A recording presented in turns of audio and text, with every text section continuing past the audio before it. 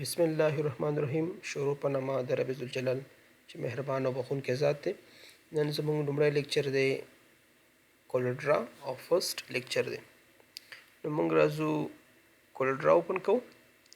خو دې نه مخکې چې موږ کولډرا اوپن کوو یو څو مهم شیان دي چې باید موږ دا په کولډرا کې وپېژنو. د دې پېژندل ډېر ضرور دي. نو دلته دا هر څه ما په پین ورډ کې په یو پیج کې لیکلي دي. تاسو کولی شئ دا په کتابچو کې ولیکئ یا د دې نه عکس واخلئ یا دا ویډیو چې ځان سره سیف کړئ دې زده کولی شئ.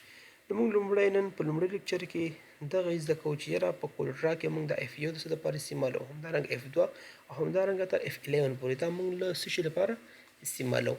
نن موږ یوازې په دغه لیکچر کې یوازې موږ دغه مشخص کړي چې موږ باید یوازې دغه ولولو. لومړی باید په دې باندې پوه شو، نو بیا به دا نور کارونه کوو.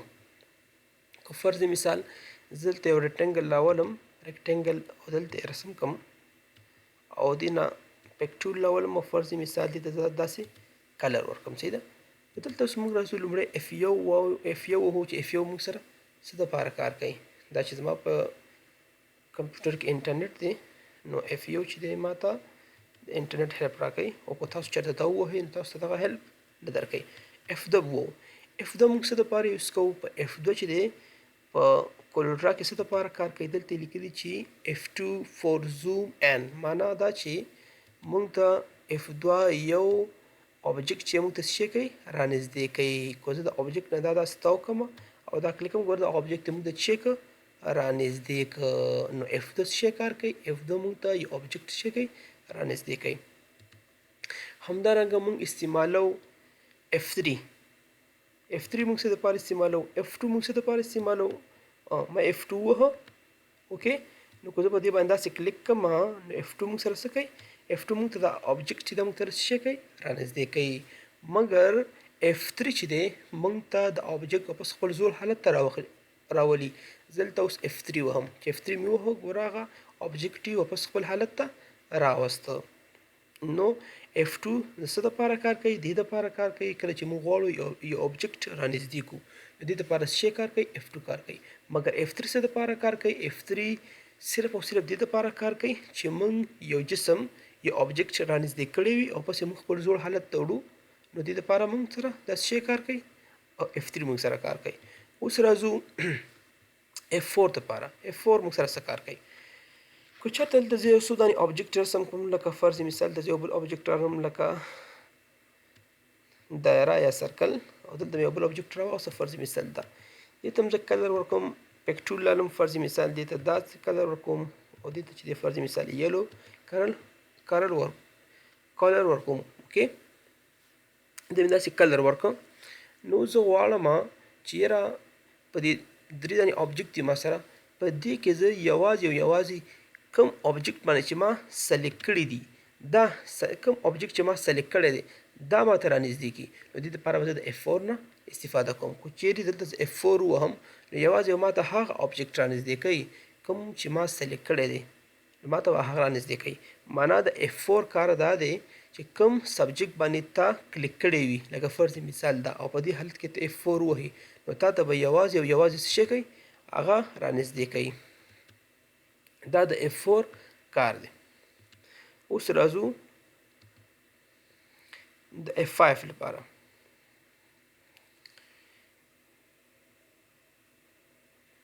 F5 لپاره شفت پلس F4 فور زومینګ پیج.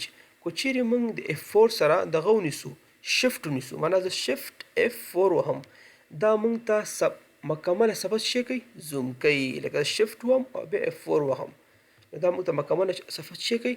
زوم کوي. لکه دغه مکمله صفحه موږ ته زوم کړه. لکه دا بیا زه رانږدې کوم، لکه دا ما رانږدې کړه. اوس زه بیا وهم چې شفت F4، دا مې ووهل، ګوره صفحه مکمل زوم کړه. دا د څه شي کارو؟ دا د F4 کارو. F4 موږ سره دوه کاره کوي. یو F4 دې دپاره کار کوي دغه سبجیکټ باندې ما کلیک کړي دې وخت کې زه F4 وهم، معلومات ما هغه سبجیکټ رانږدې کوي کوم سبجیکټ باندې چې ما کلیک کړي دي. اوکې، او بل بیا شفت پلس F4 څه دپاره کار کوي؟ دې دپاره کار کوي چې په دې سره مکمل پیج څه کېږي؟ زوم کېږي. بیا راځو بل ته F5 څه دپاره کار کوي؟ F5 to draw line for line معنا که موږ غواړو په کولډرا کې موږ لاین رسم کو کولډرا کې موږ لاین رسم کو نو که موږ چېرته F5 وهو F5 وهو نو تاسو دلته کتلی شئ چې دلته ورسره د لاین علامه راغله ته کولی شئ لاین رسم کړي او که ته غواړې همدغه لاین سیده رسم کړي نو په دې حالت کې ورسره ته ونیسه په دې حالت کې کله چې د لاین شروع کو په دې حالت کې ورسره کله چې د لاین شروع کو نو په دې حالت کې ورسره نو په دې واسطه باندې موږ کولی شو لاین رسم کو په واسطه باندې موږ کولی شو کو لاین رسم کو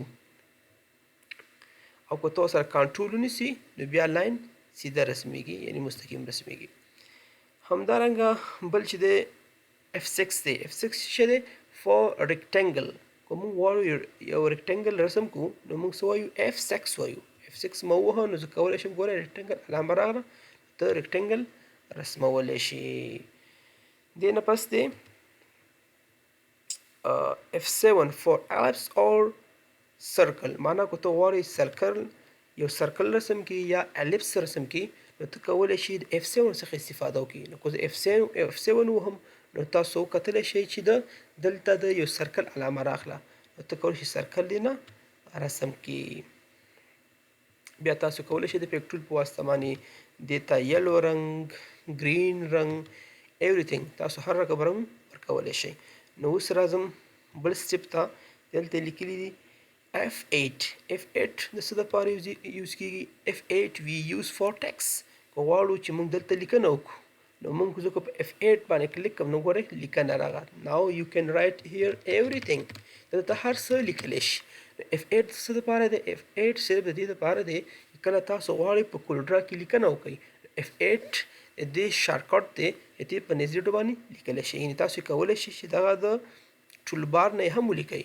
خو معنا دا چې F8 شارټکټ دی اوکې دې نه بس بیا دی F9 د څه دپاره دی F9 چې دی که نه دا موږ ته دا فل سکرین څه شی کوي وهلی شي او که ته واپس F9 ووهئ نو پس خپل زوړ حالت ته راځي لکه دغه حالت دی ما F9 هم نو پس ما ته خپل زوړ حالت ته راځي او پس دلته لیکلی دی F10 for shapes tool خو F10 اوس زه نشم وهلی ځکه دلته زما ریکارډینګ شروع دی که زه F10 وهم نو دغه ریکارډینګ بندیږي له دې له وجې نه زه F10 نشم وهلی خو تاسو کولی شئ په کور کې د F10 څخه استفاده وکئ اوکې او F11 for colors که زه غواړم چې کلر واخلم نو د شارټکټ کې څه شی ده F11 واخله تاسو دې نه کلر ورکولی شئ فرضي مثال دې نه کلر تیزولی شئ کمولی شئ کلر سلیکټ کولی شئ کلر سلیکټ کئ بیا تاسو کولی شئ لکه